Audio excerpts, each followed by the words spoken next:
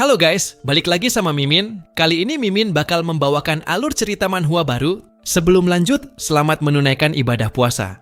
Bagi kalian yang menjalankannya, sekali lagi Mimin ucapkan terima kasih buat kalian yang sudah support Mimin hingga sekarang.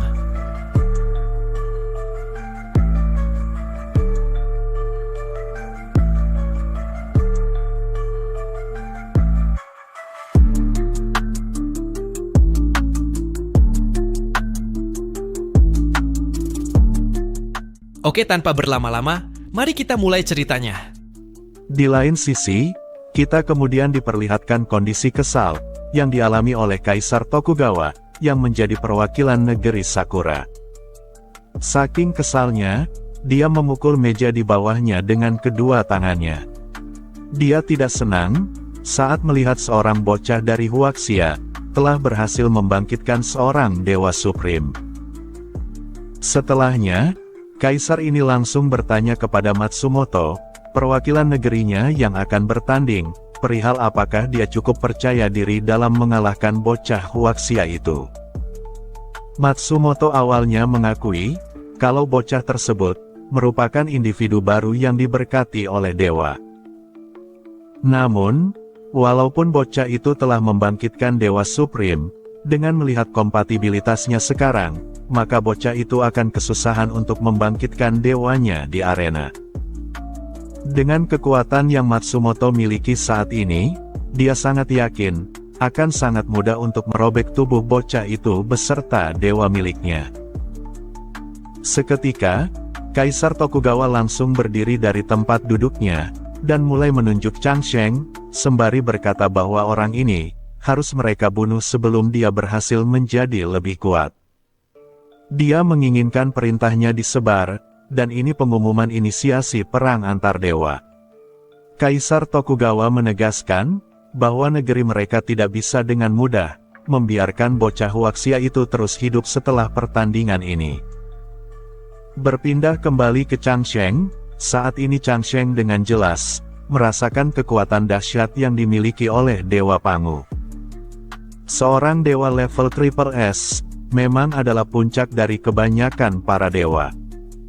Tetapi, tentu saja bukan batas bagi Pangu. Pangu, yang kemampuannya dapat membuka surga, tubuhnya bisa berubah bentuk menjadi segala hal yang dia sukai. Jiwanya dapat menjadi seorang sage, dan kekuatan tempurnya adalah yang tertinggi di antara semuanya. Tetapi sayangnya, dengan kompatibilitas yang Changsheng punya saat ini, dirinya mengaku masih belum cukup kuat bagi Pangu. Changsheng nampak menghadapkan wajahnya ke hadapan Dewa Kaisar tingkat tinggi sebelumnya. Setelah itu, suara Dewi Aphrodite terdengar jelas, dan mengumumkan, bahwa negeri Sakura, mengonsumsi 10 tahun kekayaan bangsa, menginisiasi Name God War melawan Lu Changsheng dari Huaxia. Dan kedua kontestan, diharapkan bersiap untuk berdiri, dan beralih ke panggung untuk bertarung dalam 10 menit. Tiba-tiba, permukaan tanah yang dipijak oleh Changsheng, seketika bergetar dan melayang naik ke udara. Jadi, Name God War ini, adalah ruang terkunci, yang telah ditransportasi ke dimensi lain. Dan Changsheng sudah paham betul, tentang tempat yang dia pijaki saat ini. Melihat apa yang terjadi, Tuan Kota nampak terkejut, saat melihat Lu Changsheng telah menjadi proyeksi. Penatua juga dengan tegas berkata, bahwa sudah tidak ada jalan untuk kembali. Liu Yanran yang berdiri tak jauh dari mereka berdua, juga menanyakan hal yang sama, perihal apakah si Changsheng itu, telah ditransportasi ke dunia dalam. Sontak, secara bersamaan Tuan Tanah dan Penatua, mengucapkan kata sialan. Begitupun juga dengan Yanran, yang memahami bahwa negeri Sakura, telah menggunakan taktik yang sangat kejam, kepada seorang bocah yang baru membangkitkan dewa tingkat Triple S. Sementara itu, orang-orang yang berada di bagian audisi negeri Sakura, para penonton nampak sangat senang melihat wajah panik dari Huaxia. Mereka tertawa mengejek, karena bocah pemula mereka langsung terpanggil ke dalam dimensi. Padahal beberapa saat yang lalu, mereka khawatir akan sesuatu. Kembali ke Kaisar Tokugawa, saat ini dia menjelaskan kepada kita tentang Name God War yang memiliki dua tujuan. Tujuan pertama, tentu saja adalah memastikan kemenangan negeri Sakura di arena mistis. Tujuan kedua, yaitu menghilangkan keberadaan jenius muda tersebut, yang telah diberkati dewa, sebelum pemuda itu bisa tumbuh lebih jauh. Bagaimanapun itu, Sword Immortal Huaxia memang bukanlah musuh yang mudah bagi negeri Sakura. Dan untuk kekayaan bangsa yang telah terkonsumsi tadi, Kaisar Tokugawa merelakan itu sebagai tumbal yang cukup setimpal. Di sisi lain, Liu Qing yang melihat notifikasi dari perang kekayaan bangsa, sontak kebingungan dan bertanya-tanya perihal apa yang sedang terjadi. Pengawalnya menjelaskan kalau negeri Sakura telah mengonsumsi 10 tahun kekayaan bangsa mereka untuk menginisiasi arena mistis ini secara prematur. Dengan kata lain, negeri Sakura bermaksud untuk membunuh orang berbakat yang terdapat di Huaxia lebih awal. Dan event Name God War ini hanya bisa menargetkan individual yang diberkati oleh dewa level triple S atau lebih. Sekalinya diinisiasi, maka individual yang dikunci itu harus mengambil kesempatan muncul di panggung. Tidak peduli mau bagaimana dia terbang di masa depan nanti, untuk sekarang, dia, atau Lu Changsheng, hanyalah burung yang baru menetas. Pengawal tersebut kembali melanjutkan, maka dengan cara ini, musuhnya bisa dengan strategis mengatur kekuatan mereka. Ini adalah pertama kalinya event Name God War muncul di tengah arena mistis. Pengawal ini cukup yakin bahwa negeri Sakura telah menggunakannya untuk menargetkan individual yang baru saja dibangkitkan dewa mereka. Liu Qing menambahkan, jika jenius Huaxia jatuh di pertarungan ini, maka pada hari ini, dirinya, Liu Qing, akan menginjak Xi Jing. Singkatnya, beberapa menit pun berlalu. Matsumoto yang berdiri di sisi lain arena, kembali merendahkan keberadaan Lu Changsheng. Di sana Matsumoto bingung, perihal mengapa mereka menginisiasi event Name God War ini, terhadap anak bau bawang yang ada di depannya itu.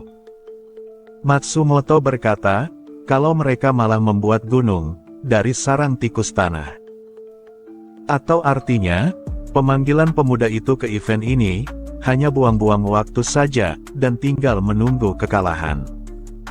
Matsumoto kemudian mulai mengalirkan energi ke ular-ular hitam miliknya. Di sini dia menyebut Changsheng dengan sebutan anak bau bawang dan menyuruhnya untuk berhati-hati. Bahkan jika Sword Immortal Huaxia ada di sini, Matsumoto mengaku bahwa dirinya bisa dengan mudah mengalahkannya. Namun Changsheng yang diharapkan hati-hati oleh perkataan Matsumoto barusan, malah memikirkan hal yang lain. Di sini dia berpikir, bahwa Dewa Pangu seharusnya mustahil untuk disummon. Dewa Kaisar yang baru diperbaiki dengan harta itu, seharusnya muncul kembali di dalam arena mistis ini. Melihat Changsheng yang diam saja, Matsumoto yang penasaran sontak bertanya kepadanya perihal ada apa. Apakah Changsheng tidak mempunyai keberanian untuk melawannya? Matsumoto berjalan dengan congkak saat berkata seperti itu. Tetapi, saat melihat wajah yang ditampilkan oleh Changsheng di hadapannya, Matsumoto dibuat semakin keheranan. Changsheng malah balik mengejek Matsumoto dengan berkata kepadanya, kalau kepala ular miliknya sangat enak jikalau dijadikan semur. Matsumoto yang terpancing emosi, seketika menambahkan aliran listrik ke kedua ular yang bersamanya. Dia kali ini menyebut Changsheng dengan sebutan lidah tajam. Dan memberinya peringatan bahwa dalam sekejap, dirinya akan memotong kepalanya, dan memberikan kepala Changsheng kepada dewa miliknya. Setelahnya, Dewi Aphrodite menyambut semua penonton yang datang, untuk melihat pertarungan di arena mistis. Pertarungan ini akan disiarkan secara global, dan negara yang akan berpartisipasi adalah Huaxia dan negeri Sakura. Ini adalah pertarungan ketiga dari pertarungan arena. Dan sekarang, negeri Sakura telah memenangkan 2 pertandingan sebelumnya. Jika mereka menang sekali lagi, maka Huaxia akan dipaksa untuk memberikan setengah populasi dan setengah kekayaannya kepada negeri Sakura. Dewi Aphrodite kembali memperkenalkan dirinya, bahwa dia adalah host dari arena mistis yang akan mengumumkan hasil pertarungan ini. Masing-masing di antara mereka, muncul sebuah panel sistem yang berisi peraturan arena mistis. Di sana ada 3 aturan yang wajib dipatuhi oleh kontestan. Pertama, dalam setiap pertarungan, 5 dewa akan diberikan secara acak, dan kontestan boleh memanggil satu dari mereka. Aturan kedua, jika seorang dewa telah terpanggil, mereka tidak akan bisa muncul di pertarungan berikutnya. Aturan ketiga, pertandingan akan mengikuti format best of 5, hanya pemenang yang selamat, sedangkan dewa yang kalah akan sepenuhnya menghilang. Setelah melihat ketiga aturan ini, Changsheng menyimpulkan di dalam hati, bahwa menang berarti hidup, dan kalah seperti mati. Sejujurnya, ini sudah sempurna bagi Changsheng. Ratusan dari individu yang diberkati oleh dewa, telah mati di tangan Orochi. Dan hari ini, Changsheng berniat, akan menyelesaikan urusan pribadi dan skor nasional.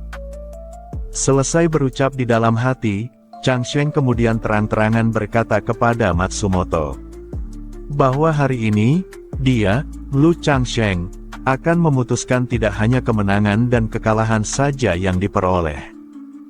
Tetapi, kehidupan dan kematian akan datang setelah ini.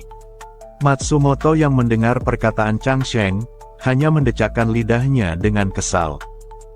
Berhubung keduanya sudah saling berhadapan, Dewi Aphrodite kini mulai menanyakan kepada mereka berdua, perihal apakah kedua kontestan telah mengerti peraturannya.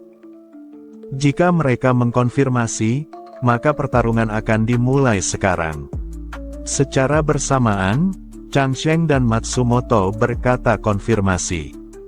Setelah keduanya setuju, Dewi Aphrodite pun mulai memberikan informasi personal perihal kedua kontestan tersebut. Kontestan dari negeri Sakura, bernama Matsumoto Gensu. Dia adalah individual yang diberkati oleh dewa level S. Dewa yang berhasil dia bangkitkan, adalah dewa level 2S, yaitu Yamata no Orochi. Sementara itu untuk kontestan kedua, dia bernama Lu Changsheng. Dia individu yang diberkati dewa level triple S. Dewa yang berhasil dia bangkitkan, adalah dewa level triple S langsung, yaitu Dewa Pangu. Dewi Aphrodite kembali mengambil alih, selanjutnya pertarungan dewa segera dimulai. Negeri Sakura melawan negeri Huaxia, pertandingan ketiga, harap memanggil dewa masing-masing. Dimulai dari Matsumoto, dia bergerak mengeluarkan batu dewa terlebih dahulu. Kaisar Tokugawa yang melihat perwakilannya mulai memanggil, merasa bahwa itu seperti yang dia duga.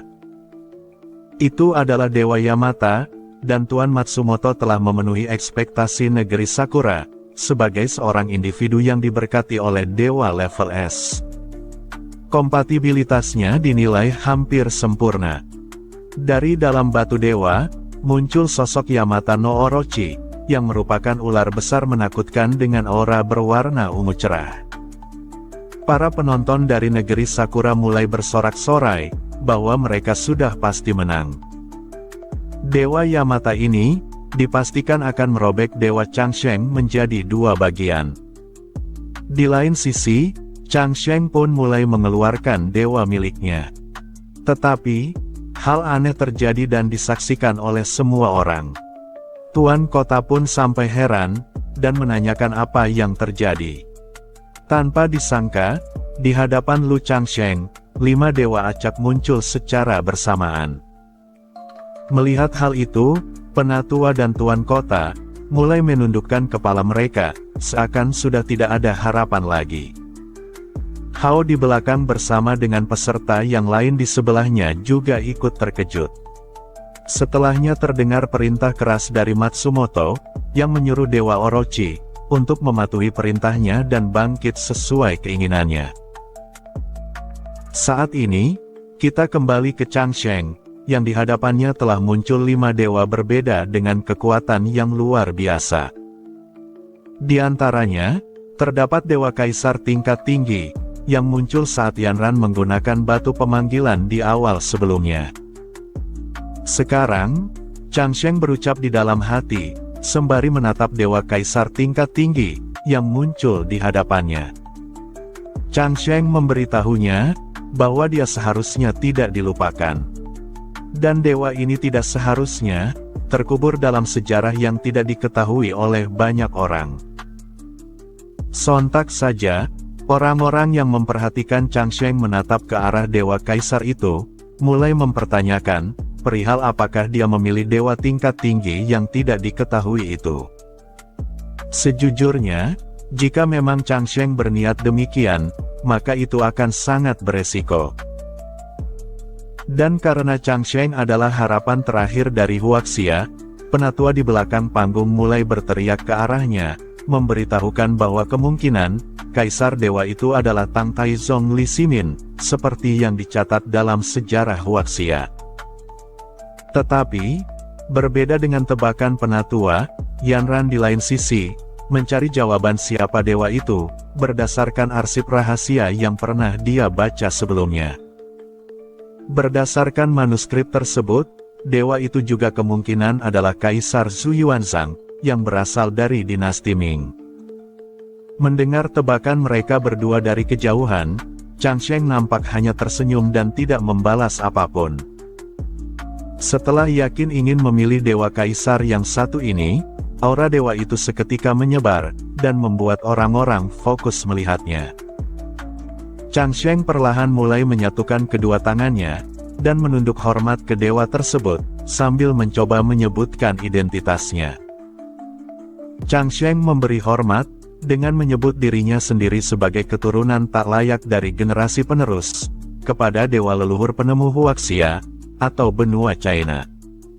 Sang dewa kaisar tingkat tinggi, Yingzheng. Setelah Changsheng menyebutkan namanya, seketika muncul lingkaran berwarna oranye, yang muncul di atas dewa Yingzheng, dan dia bermandikan cahaya oranye tersebut. Dan benar saja, dewa Yingzheng akhirnya bangkit dan diselimuti petir oranye yang dahsyat. Para penonton sekali lagi terkejut, saat mengetahui Changsheng telah berhasil mensamen dewa duo es yang lain. Jika Pangu berwarna merah atau tingkatan paling tinggi, maka Yingzheng berada tepat di bawahnya. Tuan kota yang melihat fenomena ini, memasang ekspresi bahagia, sembari meneriakkan bahwa surga telah memberkati tanah Huaxia sekali lagi. Begitupun juga dengan barisan penonton Huaxia, yang nampak sangat senang dengan apa yang terjadi. Tetapi, penatua segera menyelas sorakan tuan kota, dengan berkata bahwa sayangnya, yang muncul kali ini adalah dewa manusia. Penatua melanjutkan, kekuatan dari dewa manusia itu, lebih lemah daripada dewa iblis dari peringkat yang sama. Dewa manusia yang baru saja dipanggil oleh Changsheng, bisa saja akan kesusahan, untuk menjadi lawan bagi ular berkepala 8, pada level yang sama, yaitu duo es. Setelah Changsheng selesai memanggil Yingzheng, Dewi Aphrodite mulai mengumumkan, bahwa kedua sisi kontestan telah sukses memanggil dewa mereka. Maka dengan ini, pertarungan akhirnya resmi dimulai. Matsumoto yang menyaksikan dari tadi, mulai menyimpulkan kemampuan milik Changsheng. Bahwa seperti yang dia duga, Changsheng tidak punya kekuatan lebih, untuk memanggil dewa kreasi. Tapi, yang mengagetkan dirinya, adalah Changsheng ternyata mampu, memanggil dewa manusia yang lemah. Matsumoto kemudian berteriak mengejek Changsheng, kalau jika hanya seorang dewa manusia, maka dewa itu hanya mortal atau bisa mati kapan saja. Matsumoto setelahnya tertawa terbahak-bahak, karena sudah yakin bahwa dirinya lah yang akan menang. Di lain sisi, Chang Sheng tidak memperdulikan ejekan dari Matsumoto, dan mulai memberikan hormat kedua kepada Dewa Ying Zheng di hadapannya. Chang Sheng meminta izin, kalau keturunan tak layak dari generasi lanjut, Lu Chang Sheng memberikan hormat kepada sang nenek moyang. Chang Sheng mengaku, kalau para generasi lanjut sepertinya, mungkin telah melupakan dan tidak mengetahui apapun tentang leluhur. Tak dapat dipungkiri, hal ini memang memalukan bagi generasi saat ini. Tetapi, pada hari ini dan seterusnya, Chang Sheng akan mengupayakan, bahwa pencapaian leluhur sebagai kaisar pertama, akan terus diingat oleh generasi penerusnya. Ini adalah akhir dari part 3. Jika kalian suka, jangan lupa klik subscribe, like, dan share ke teman kalian. Terima kasih sudah mampir, sampai jumpa di video selanjutnya.